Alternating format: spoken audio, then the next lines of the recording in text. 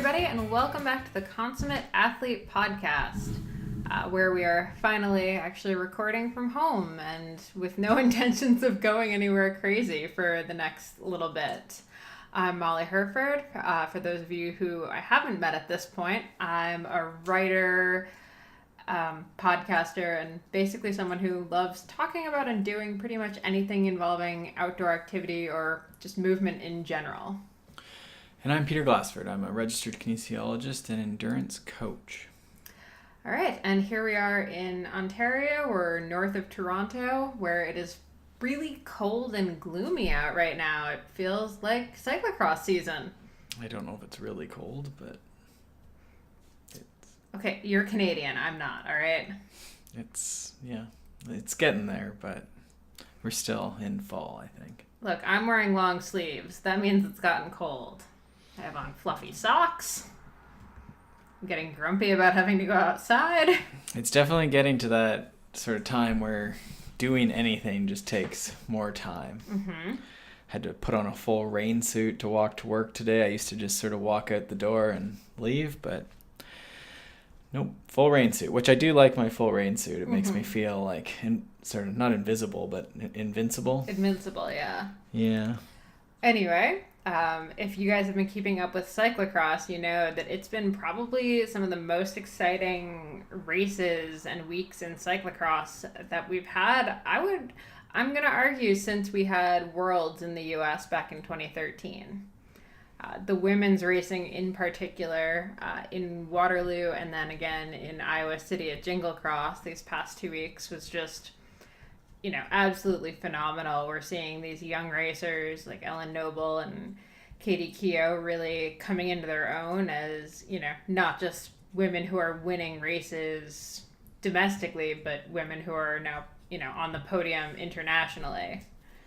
So, yeah, racing was super fun. I got to be in Waterloo for the World Cup there and watch that, but then we actually watched Jingle Cross on TV ourselves on Saturday, which was actually kind of almost more fun in some ways. Yeah, I mean, it was good racing for sure. It was... Well, and unlike when you're there and you have no idea what's happening. Yeah, I mean, I think a lot of sports are like that. You can't really tell what's going on when you're sort of just sitting there in the pits, right? So It's different. Like sometimes you see more stuff, but you don't see the whole race, right? You can't see... we traveled around with a professional team, and I don't think I ever got to see, all the cool sections on the course. You sit in the pit or you sit at the start line, right? Mm-hmm. I used to joke when you were at races in Europe a couple years ago, the only way you could tell what was going on, because they're so crowded with people and it's so hard to get from place to place throughout the, course of the race, that the only way you could tell where the leaders were was just you listen for a dull roar, and whenever you heard it, you're like, okay, Sven Nys is over there now. And right. That was the only way you could tell. And Sven Nys is one of the most famous of cyclocross racers. Very famous in Belgium. Since he retired, it's very hard to tell what's going on. People still cheer, but now it's much more sporadic. There's not that wave of noise that comes when he's on course. Yeah, I don't really have a perspective on whether it's we have Wayne Gretzky or there's Michael Jordan or something like that. I don't know if he's to that level. Yeah, probably not quite there, but pretty close. In Belgium, I'm just people really know him. Yeah. But you wonder if you went up to some random person in the grocery store and you said Sven Nys, would they know what you're talking about? Versus if you go to any Canadian grocery store and you say Wayne Gretzky, it would be hard to find someone who doesn't know what you're talking about. It's true. Even I know Wayne Gretzky. It's true. But speaking of cyclocross legends, it was super cool to see Marianne Vos back racing. And, I mean, watching her in Waterloo just absolutely stomp it. She ended up winning over Ellen Noble. She took the win just in the last maybe quarter lap. She got a gap. But the two of them raced together the whole time. And Mariana was 7-time cyclocross world champion. She's, I think, the most decorated female cyclist in the world at this point, as far as the various medals and world championships and Olympic titles that she's won over the years. And to see her back after a couple of years where she wasn't really racing that much is just really great. She really, lightens up the race a little bit. Mm-hmm. Yeah, it was pretty exciting. Mm-hmm. So anyway, with that in mind, we figured we would hit some of the most common cyclocross questions today, since we're right in the heart of cyclocross season.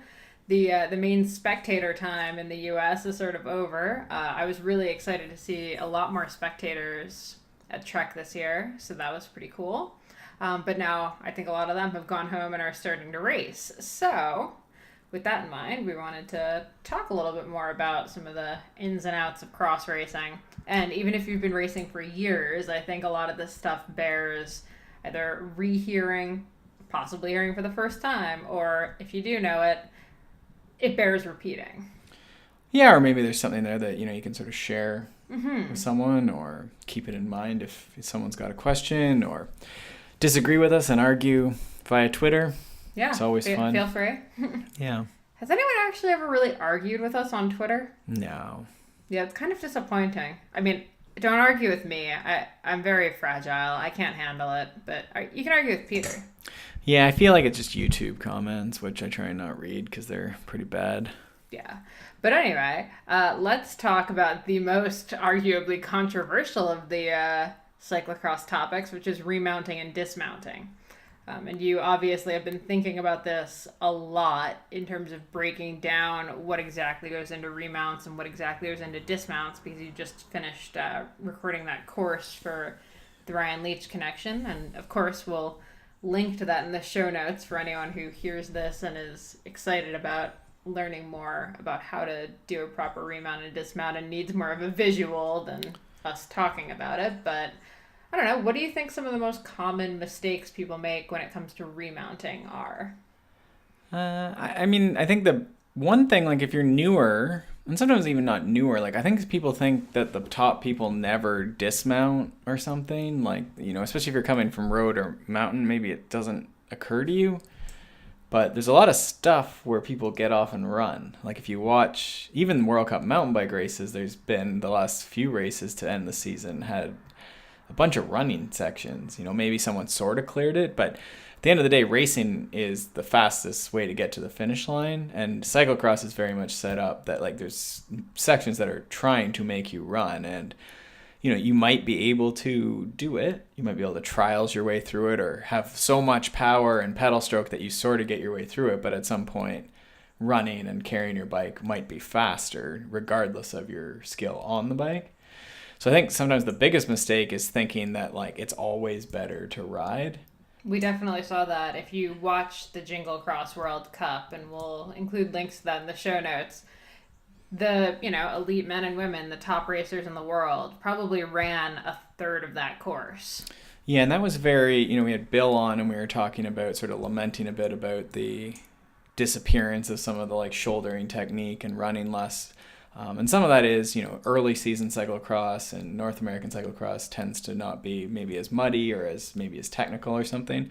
But this latest World Cup certainly involved a lot of running, right? They were very steep and off-camber descents that were just, again, if you had the best mud tire set up, you could have probably ridden it and made it down, but someone might be running, ahead of you or around you while you're trying to get braked and turned around and everything else.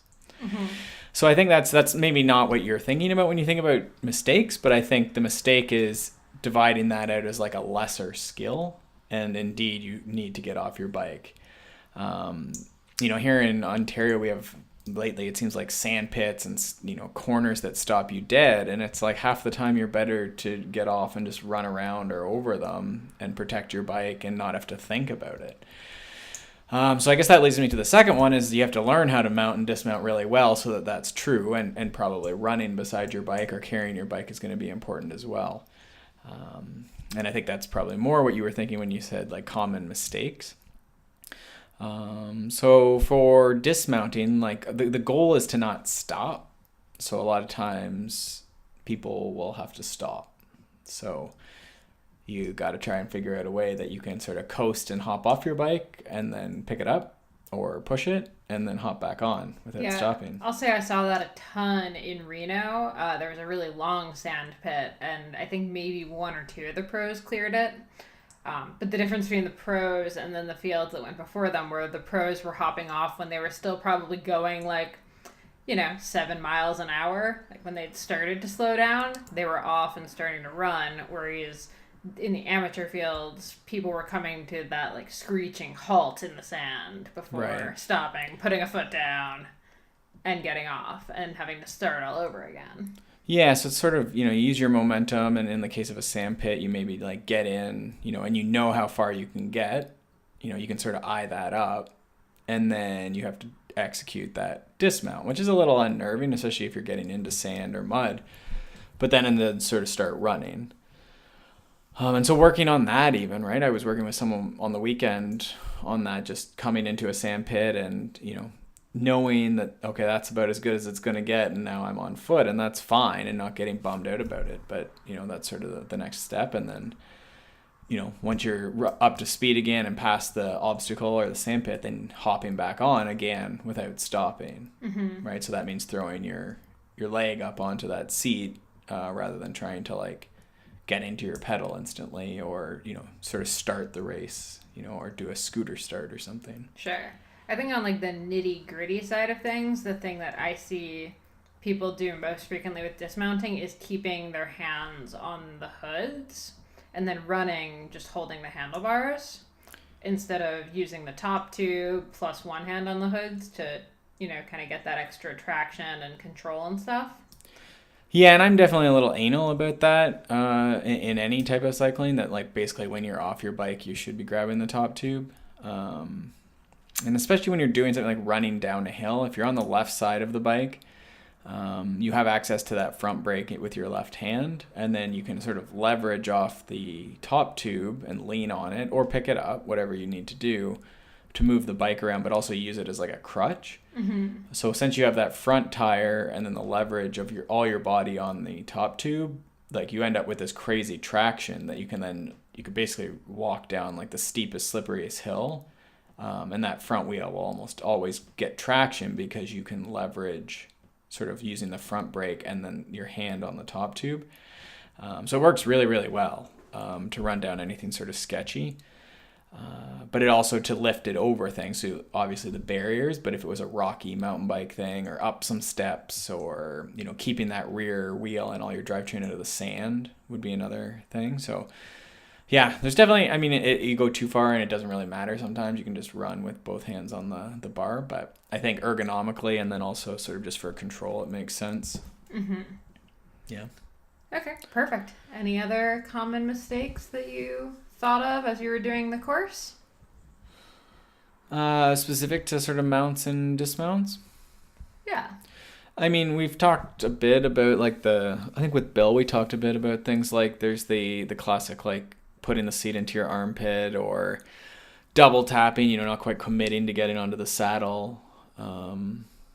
And then the classic, like landing on your crotch, which I was going to say, the cowboy. And I think all of them, I always sort of just see, because there's people who are the best in the world who do all of those things. Maybe not so much the double tap, you wouldn't see as much, but you can do the other ones and still like sort of be fine. And if you're good, you're not losing time, you're not bending seats, you're not falling over doing any of this stuff, you're not losing time, then it's fine. You don't have to do any of it. If you're very tall, you can put the seat wherever you want. You're not going to hit your bike on, the reason when people lift up and put the seat in their armpit, it limits how high you can lift it. And especially if you're a small person, right? You're sort of in this, not double jeopardy, but what is that? Like not double-edged sword, but you know what I mean? Lose. Yeah, lose, I guess. So, you're short, so you can't lift the bike as high. Your arms may not, you're a cyclist of some type, so your arms may not be overly strong like mine. But then so because you're not strong, you try and lift the bike with your bicep and sort of like row it into your armpit. But then your armpit isn't very far off the ground, so your wheels are going to hit the barriers. So I think working on that, I think sometimes it's technique and just the speed you can carry in. In the course, we do go over a bit over that and sort of just different techniques. Molly executes the wave technique pretty well, where sort of the wheels go out to the side of you, and that works pretty well, especially if you can do it with a bit of speed. It sort of just naturally whips out. And there's a few different variations on that I think that you can do. I think your point to sort of the left hand is on the handlebar. A lot of times people don't have both hands helping. So if you think about pressing like a barbell over your head versus like just using your left arm, then you have two arms helping. So I think that helps. I guess we're sort of on to best drill here. That's what I was going to say. For the double tap, what I've been working with people is like, I don't think people, it's sort of that you have to jump off the cliff, right? There's a little hop that does have to happen. You do have to sort of commit to that, like 1, 2, if you can visualize yourself stepping beside your bike, it's sort of like 1, 2, and then up, your right leg goes up. I always joke when I first learned to remount, I had to go across a field, I think 10 times next to my bike, just going 1, 2, 3. Right. 1, 2, 3. Yeah. Never got it. Yeah, and the counting sometimes is confusing to people, but like you're running across and then somehow your right leg needs to get onto the seat, right? And it's that transition from like the left foot hitting the ground somewhat explosively to the right leg landing on the seat. And it's not a lot different from like hopping from your left foot to your right foot. It's just now we're talking about hopping from your left foot to your right thigh, right knee, however you want to think about it. But your bike's moving forward. Right. So there's sort of this like jump onto the skateboard moment or jump onto like something and slide. Ooh, that's bad news. I suck at skating. Yeah. So anyone who hasn't ever done sliding sports is going to find it, sort of unnerving, but like someone who's skied might find it okay. But there's that hop moment. And so what I've been having people do is sort of just work on hopping off of one foot. So you could do skipping, you could stand beside your bike and keep your hands on your handlebars. And just sort of feel the fact that you can sort of hop and use like your left foot and sort of hop and hop and hop. And there's a variety of sort of goofy drills that I do with that, but getting that hop. And then the other one I've been doing to help with the double tap is you could do this on like either with your seat lowered or standing above your bike on a side hill with your bike across it. So you're higher than your bike. And you put your thigh up on the seat. So like where maybe your shorts end on your thigh, so pretty far down your thigh, that's where the seat's going to be. Your hands are on your handlebars, and then you're going to try and hop that thigh off the seat, and you can use your hands on your handlebars, and you're not moving, but you're just going to try and use your left toe, your left foot, to sort of hop, and you're going to gently let that thigh come off the seat. So it's a bit of a mobility challenge, but you're sort of showing yourself that you can lift your thigh higher than your seat. And then really all you have to do is sort of run along, use your arms, and sort of lift, toe hop, left toe hop, that thigh onto the seat. So that's had decent progress lately, just sort of getting into the position and feeling that hop. I guess without going too, what's our other challenge here? We have landing on the crotch. I think that one sort of helps with landing on the crotch and the double tap. I guess related to it's not so much the landing on the crotch that's the issue. It's the fact that both feet end up ahead of people when they do it. Right. And so the previous drills I just described is more of like a lunge where that left foot is going behind you because it's pushing off the ground, right? So it's like when you're running or lunging over something, that left foot has hit the ground. And then the right knee is reaching up onto the thigh. So it's very athletic, right? So you should have your left foot way behind you, like back behind the rear hub. And then your right knee should be forward on the saddle. Eventually your right foot should extend down to the pedal, which should be about in your power position. And then you can stomp that. And then the left foot can come in and hit its power position as that right foot has moved the pedal.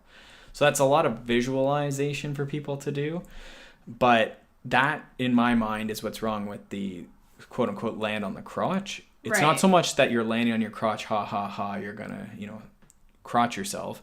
It's that when people do that, it's usually accompanied by this, like, moment of nothing happening, like no forward propulsion. You sort of jumped onto the saddle, you're sliding along, rolling along, and then you have to find the pedals, but both legs are awkwardly out front.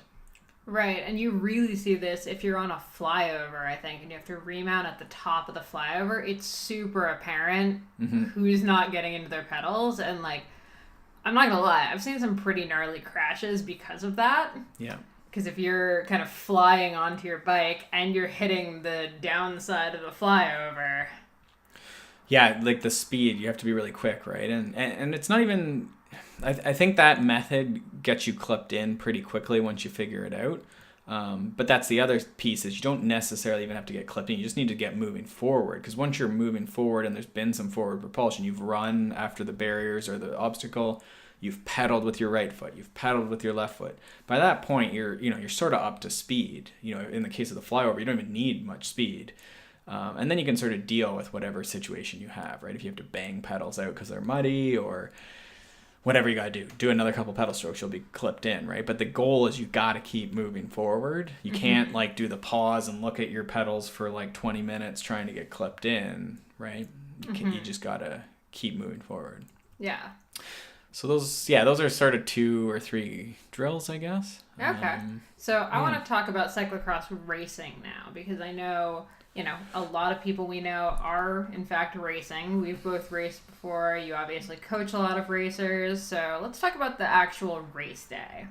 So when it comes to common mistakes, I'm gonna say the biggest one I see people make, and I'll include myself here, is the getting to the venue later or a little too late.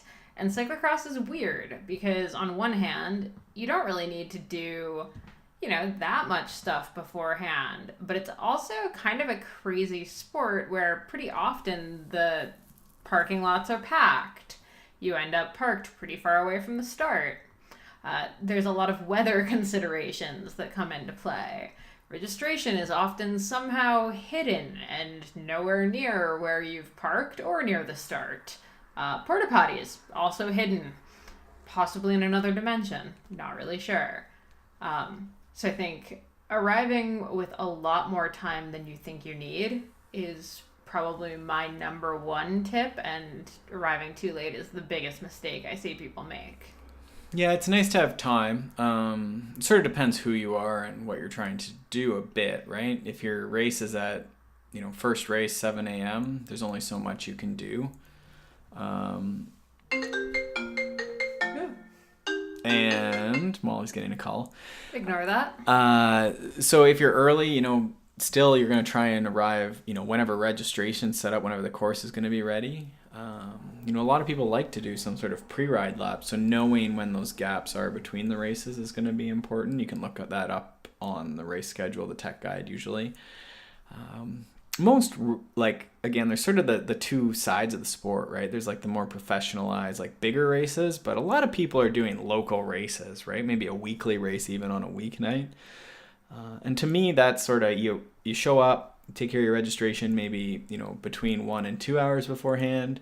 And then usually the course is open around 1 hour before your course or your race. And that might just be a short window between races. Again, you have to sort of figure out when that window is going to be, or if it's just for an hour before the race, you have a free laps. You can just do as many as you want. And then in which case, I would sort of do a quick spin on the road just to get warmed up.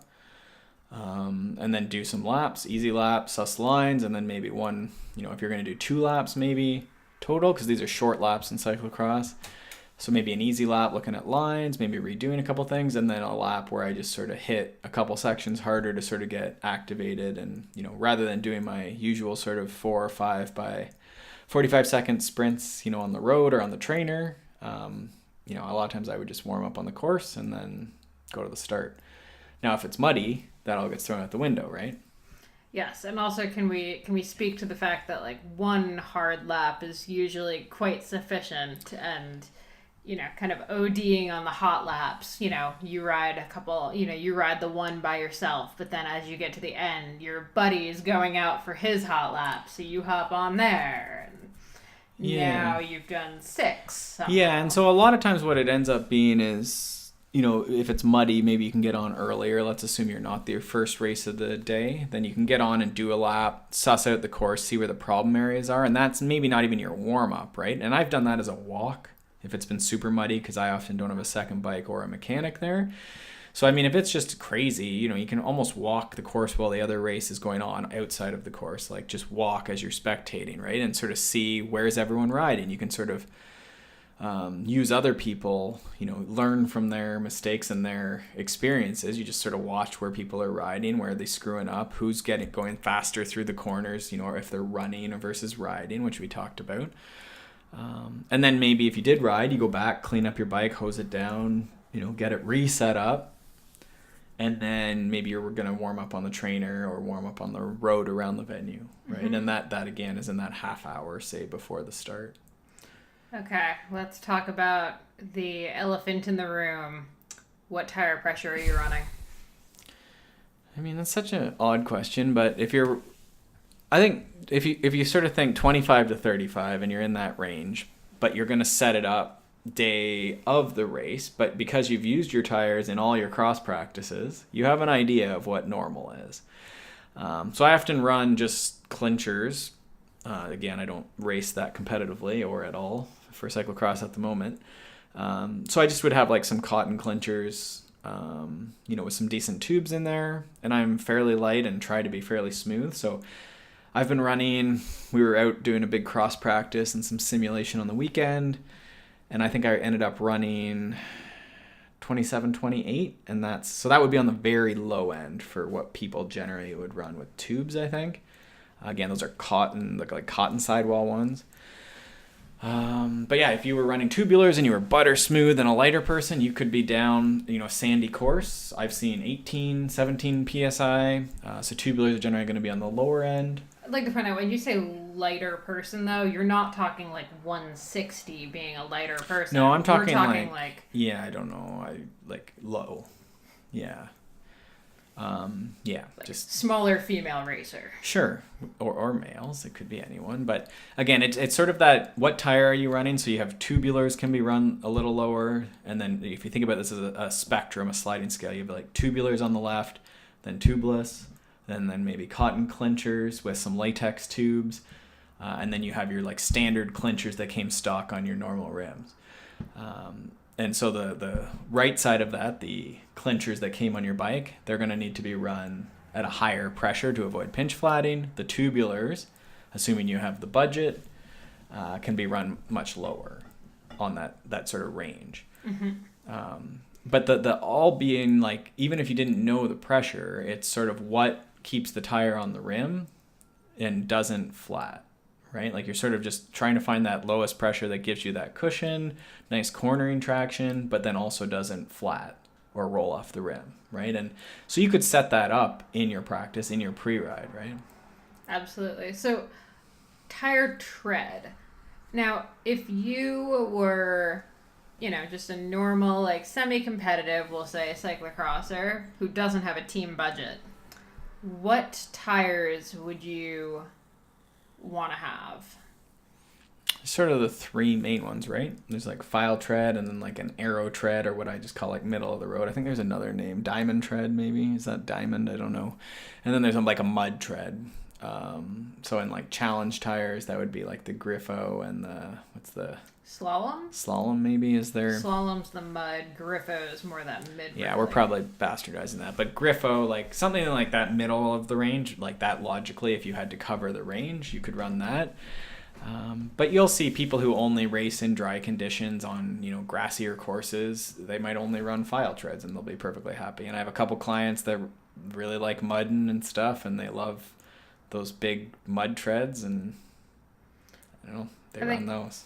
All this to say, for most people, you don't need 18 treads. Yeah, and I think a lot of people, they have their one set of tubulars for cross, yeah. Right? And I think that's fairly common now. Some of the price points are coming down on the tubular wheels.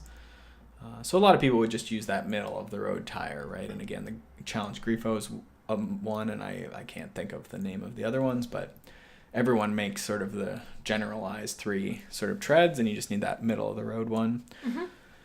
And one of those, especially in tubular, is gonna, you can drop the pressure when it's muddy, and generally it'll hook up fairly well. But there's all sorts of, like any tire or tire pressure question, there's going to be all sorts of theories, right? Like using the super dry tire, the file tread in sandy courses, right? But for most people, they're not going to be at some of those Euro courses that are, basically on sand the entire time, but who knows? So yeah, that's what I would go. If you have to have one tire to rule them all, the all-around tire, right? It's sort of like tires on your cars. If you could only have one tire, you wouldn't run snow tires year-round. Didn't even know snow tires were a thing until last year, to be honest. Right. Okay. How to pack for cyclocross as a man who walks to work in a rain suit. Um, yeah, you need a lot of clothes for sure. Definitely more is better, is what I've found, and I get made fun of at the races, or did when we were traveling with the team. But the amount of times that my clothes got borrowed were pretty up there. Yeah, I think Jeremy Powers, he did a like skills video. I think Mm-hmm. it's on iTunes. I think it's where I watched it. And it actually has a really good section of it on dressing and like the different like weather conditions and like what he would have. And if you're doing multiple pre-rides or you're going super early in the day and maybe you're going to get it on one or two of those pre-rides, or you're just going to hang around the venue and stand on cement in the freezing cold all day and then have to be motivated to race at 1 or 2 p.m., you're going to need to be like really warm the whole day. And then you're going to have to be ready, if it rains or whatever for all that. So I tend to have multiple little bags with, a glove bag with every single glove, and then, arm warmers, leg warmers, full tights, booties, and then all the jersey combinations, all the short combinations. Yeah, you need a lot of undershirts, raincoats, winter coats. I usually will have like a holy crap coat that's just like a parka that I'm not going to race in, but maybe you could pre-ride in if it was snowing and getting cold, or that you could stand at the line with, especially if you have someone obviously to take that, or if you can leave it at a safe venue on the fence. But you gotta stay warm, and I just was saying this to a client the other day, like if you're going to race cyclocross, you need to embrace being happy and prepared in these conditions, right? So when it's a non-race weekend, or it's Wednesday and it's your big long ride and it's a little rainy and you can't be sad and stay inside. Like you have to find, that's the day you're training that mindset, you're training that, like, what do I wear when it's rainy and -5, or sorry, that's Canadian, freezing out and raining, right? So you got to be training that part of the sport, the mental part and the clothing part, right? That to me, that's cyclocross. You could argue is probably, especially as we get into October, November, is partially a dressing contest, right? It's like a fashion contest of sorts. Yes. To add to that, I think the other thing that gets neglected fairly often is the post race. So not only just having the warm clothes to put on when you're done racing, but also making sure you have a garbage bag in the car, maybe a towel and an extra water bottle. If it's a cold day, maybe you actually have like a thermos of warm water so you can get the mud off of your face with a nice warm towel. Yep, garbage bag's definitely a good Garbage idea. bag's a huge thing. And actually, what we usually bring with us is we have I think it's a 2.5 gallon weed sprayer. So just like a little pump action one, and it's enough that you can get most of the mud off of yourself and off of your bike if you can't get over to the power washer. I will actually people seem to think that this is like a really fun, cool thing to do, and I've totally been guilty of it, but the pressure washers are not for people. It's very bad for your skin to hit it with that kind of, I mean, first of all, cold water coming from the hose, but also with that kind of pressure. People can get cut from that. So, just a cautionary thing. Like, I know if you're muddy, it's really tempting to go over and, like, laugh and stand in front of, like, the sprayer thing. And yes, it's hilarious. But that's how you get either hypothermia or your skin cut open. Yeah, I mean, there's probably sometimes a lower pressure spray, but I think the bigger issue is usually that on those days there's probably a massive lineup to get bikes sort of cleaned up, and maybe people that need to get it cleaned up for their race later, or cleaned up for whatever, it's got to go into their car, or it's for post race sort of bike spray off. Mm-hmm. So being prepared, I mean, it's tough, right? Like you also have to get into your car as a dirty person, so hopefully there's some sort of thing for that. I have seen people do like buckets with like really like tops that screw on. Mm-hmm. And again, you fill those with some warm suds water, and it doesn't take up that much room in the car, and if they screw on, they're pretty secure. I'm telling you, the weed sprayer. The weed sprayer is good, but I think the like soapy water with a sponge, right? And then maybe another bucket that's clear, or then the weed sprayer as the spray off tactic. Sure, yeah. But if you have sort of the soapy water, you can use the sponge sort of like do yourself quick, spray yourself down, and then use the soapy water again on the bike to get even the worst of it, right? And then the weed spray will be enough to, that's how we clean bikes at our condo even, is, soapy water, and you do most of the hard work with, sort of scrubbing with your sponge, and then you use the weed spray and it will take the suds off, no problem. Yeah. Also, pro tip, if you use embrocation, so that nice stuff that goes on your legs and warms them up, dish soap. Use dish soap to take it off, and wash your legs wash your legs last in that case. You don't want to get embrocation anywhere else. I've seen races ended because of embrocation in the eye. Not actually kidding about that. I've seen races not started because of embrocation that was mistaken for chamois cream. Yeah, it can go in your eyes for sure. It's going to be an issue. But I've seen you, I don't really use it much, but when I've seen you do, and you use when you're applying it, you use like a Ziploc bag or something on your hand? Yeah, I just cover my hand with a Ziploc bag. The more pro thing would be carry like surgical gloves and use that for application. Right. And then throw out the glove. Get rid of the glove. But, I don't always think to bring one of those. I always have a Ziploc bag somewhere, so I'll put my hand in the Ziploc and then dip that in the embrocation. That way my hand is completely clear of anything potentially burning. Right. Yeah, and also try not to put embrocation on if you think you're going to be pulling your skin suit up and down to use the washroom or do anything like that, just because you never really know where it's going to get. What about the start? I was going to ask you this question. What about it? Like when to get there, or? That's an interesting. Like people have to read that situation, like staging and whether they get called up, and that's how. And there's like I have some clients have to stand for 15, 20 minutes before the race and then start cold basically. So the big warm jacket's helpful there.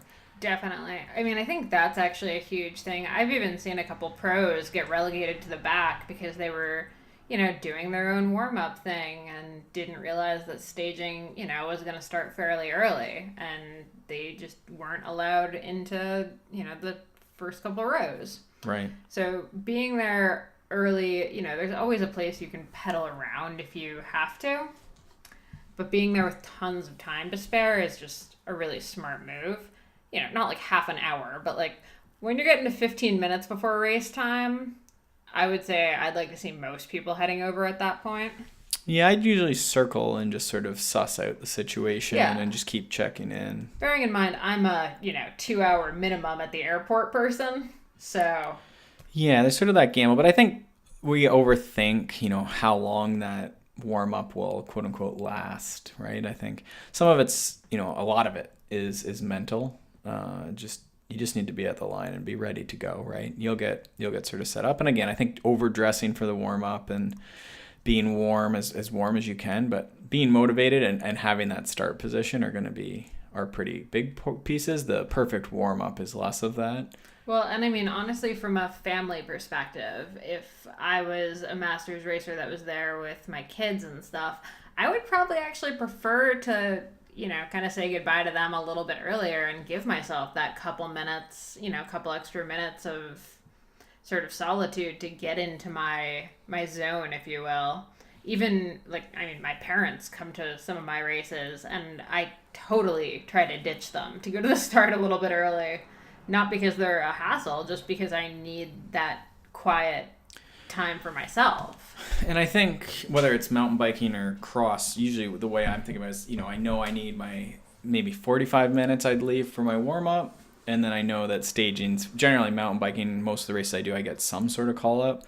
But if that's not the case, this would be slightly different. But, I'm going to get, again, most of the warm-up, the meat of the warm-up's done 15 minutes before. And then maybe they're only going to call, get organized 5 minutes before. And then I have to ride around and maybe do an extra little sprint or whatever. But if it's super hot, I'm not really stressed on it. I'm just going to sit under a tree. Mm-hmm. If it's cold, I'll just try and stay warm and pedaling. And again, a little bit of, up to threshold sort of intensity, even just to stay warm.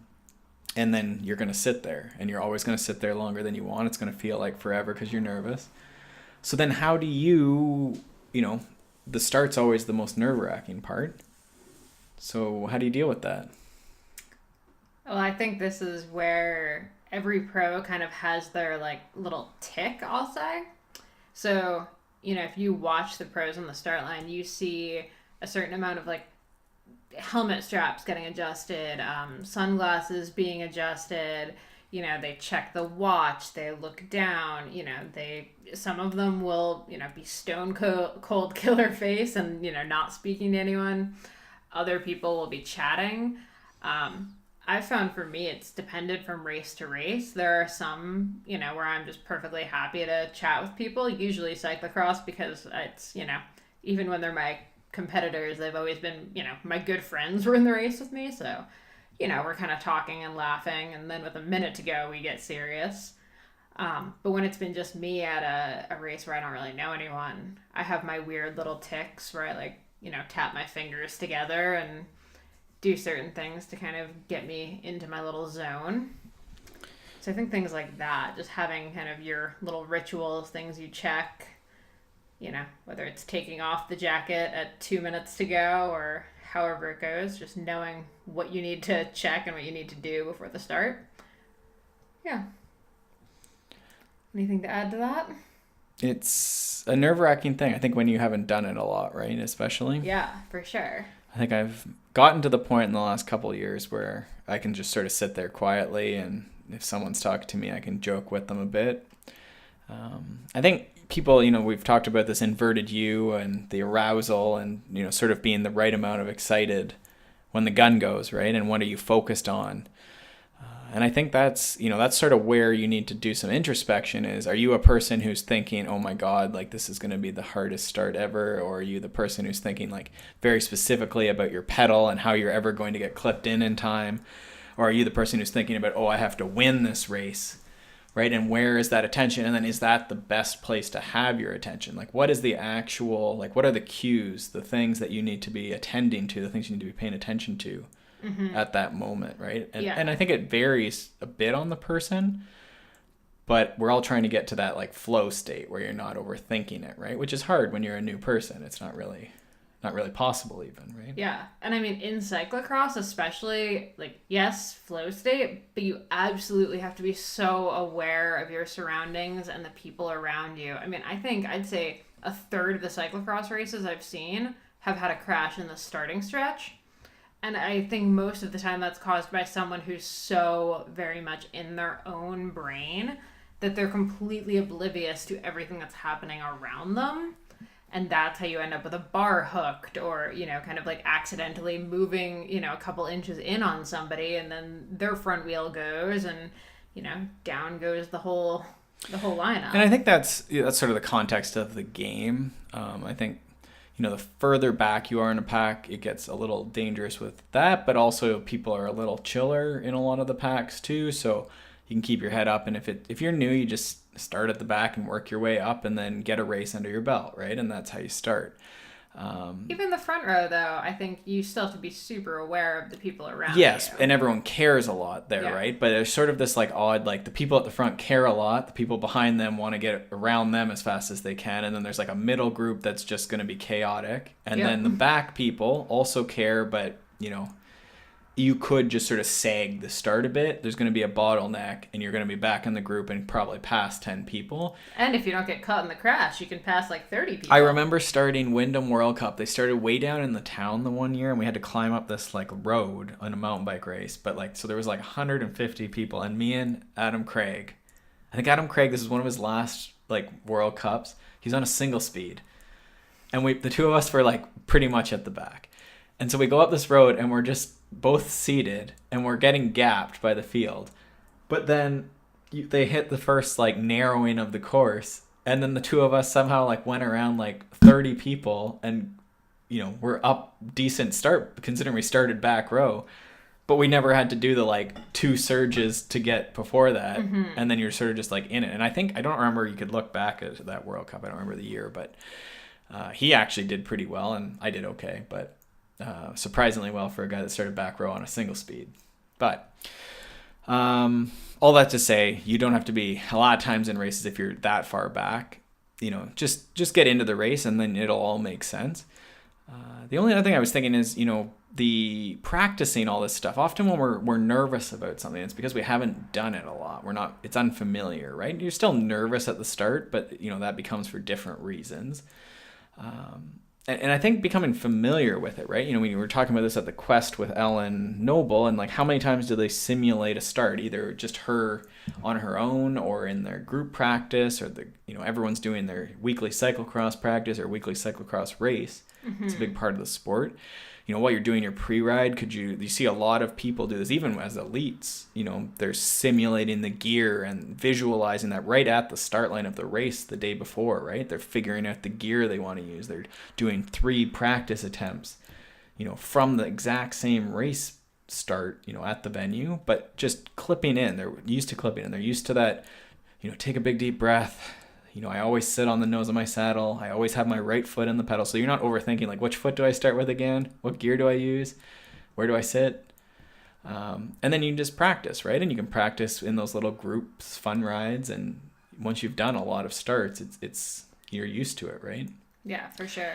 The other thought I had is, you can certainly do some visualization. Maybe this is more of a winter trainer exercise, but just watch race starts. There's probably head cams of lots of different race starts. And just pretend you're in it. Like even on your trainer, you could stand there, pretend you're going to do the race start, hop up on your saddle, start pedaling with the group. Right? And I think you'd get a lot of that like mental like butterflies in your stomach. I always get chills. I was going to say, like, I'm getting upset right now. My heart rate is... Yeah, you might... Like, I have some chills. Going a little hard. Chills, like, sort of on my skin. Peter, that's because you left the window open. Yeah, it's cold in Canada. That's how we started. So I think those are some ideas. Anytime you're nervous about something, you just need to find ways to...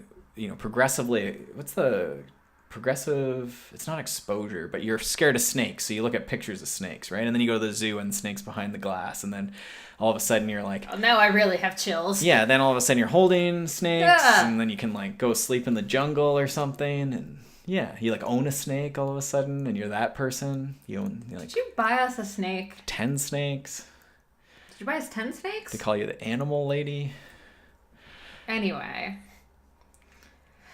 Okay, last topic for today. Just a couple words on eating for cyclocross, because I feel like this is a huge thing, because cyclocross races tend to be at sort of wacky times.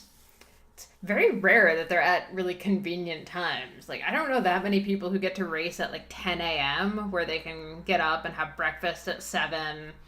There's got to be someone who races at 10. I mean, obviously, I just don't know who those people are. It's just like a worldwide rule that there's no race. Yeah, there's no racing between 10 and 12. We observe. We have some sort of ceremony. Mid-morning nap? I don't know. Yeah, it's true. It's all races, right? It's either early or it's late in the day. The biggest thing I see is you just got to eat. Yes. Nothing crazy. Nothing hugely outside of your normal, but like just keep some food coming in. If your race is later in the day, have a normal breakfast and then, have some snacks beforehand. What would normal snacks be? Pre-race snacks? I mean, my inclination is to say things that you would not necessarily agree with. So I'll say like Ellen Noble, for example, like an hour and a half before we'll do a gluten-free waffle with pure maple syrup, something like that. So something that's a little bit more carb heavy. I think that's great. Waffles. Cyclocross food. Perfect. Boom. Maple syrup. That's great. Yeah. I was going to say... But people, peanut butter sandwiches? Yeah. Great. Bars? Great. If you're riding and you're doing a bunch of on and off the course, you could even be in a mix. Like this is, again, people try and make it more complicated. Like you're just doing a training ride, right? And then at some point you're going to press lap on your Garmin or your cycle computer and the race starts. And then when you're done, press lap again, and then you're going to cool down. So it's a lot. Like sometimes people overcomplicate race day, but just do everything. Like that should be the goal. You make your battle stance, your everyday stance, and then it's not as nerve-wracking, right? There's obvious differences. Someone's going to give you a time. There's a lot of people around. There's cowbells. But you can try and simulate a lot of that. So whatever you normally eat before your workouts, right? Whatever you normally drink during your hard workouts. Mm-hmm. I think the only other thing I'll add is just, topping off, like, within 15 minutes before the start, having, around 100 calories, give or take, of something. A lot of the pros will do the gel on the line, but, for you, that might mean a couple of Cliff Shot blocks or a couple of bites of a bar or something like that, if that's Sure. More your preference. Make sure you drink a little bit of water with that. I think that's actually probably one of the bigger things is when it gets colder out, it's so hard to be at a course and be drinking enough. So I think making sure you show up with bottles that are maybe actually a little warm when the temperatures start dropping. So or the insulated bottles. Yeah. So you're not just trying to sip on frozen water. And it's, people think about the hydration, but it could be the digestion of that carbohydrate or whatever you're eating, right? Whether it's a banana or a gel or, you've made your little date square, super organic paleo energy squares, that still needs water. Right? Yeah. Or else you're going to have a block in your stomach and it's going to not go down well, right? And so we're just trying to keep it simple, but keep that energy coming in. And it's pretty, you've got that nervous stomach or whatever, and, trying to practice that again so that the nervous stomach's used to it. And then, being prepared so that you have a less nervous stomach is also going to help. But eating something, I think, right? You can certainly refine timing and stuff like that, but the biggest mistake I see is I ate breakfast and then I raced at 2 and I've been doing pre-rides and warm-ups and, I rode for 3 hours and then I raced and didn't eat the entire time because you don't eat during cyclocross. That is not true. Well, you don't feed generally, right? Yes. So that's what, okay, but the key is you got to try and keep that fluid and food in, the fuel in for as long as you can, right? And that's having watched all the cyclocross at the elite level. Those people are just, the bars are there, the gels are there, bananas are there, the waffles are there, sandwiches are there. And it's just whatever folks are into, right? It doesn't really matter. You have your food, I have mine, but it's the food that stays in my belly and, fuels. Totally. Okay. Well, I think that's it. I think we didn't really reference the bunny hopping barriers video that I did. That's free. So the mounts and dismounts one, you got to pay for that. That's a whopping $19 to learn step by step how to do mounts and dismounts. But if you just want to skip that and never get off your bike, even though you'll probably have to, because at some point I will create a barrier high enough.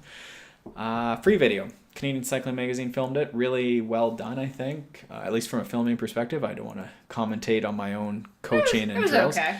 But it's step by step. 5 basic steps to go from sort of not lifting your wheels to flying over barriers. We'll put that in the show notes because I don't really have a convenient link for it that I can give you. But if you Google Canadian Cycling Magazine, bunny hop, cyclocross barriers, you'll probably find it. But we'll put that in the show notes. And again, before we go, just a quick request that if you've been listening to this show for a while, if you've been enjoying it, if you've gotten anything out of it, we would love it if you'd pop over to iTunes and just rate and review the podcast. It's super helpful for us. And of course, we'd love to hear any questions. If you have any suggestions for guests, anything like that, you can find us on Twitter and Instagram. Peter is at Peter Glassford, and I'm at Molly J. Herford. Thank you guys so much for tuning in, and we will see you next week.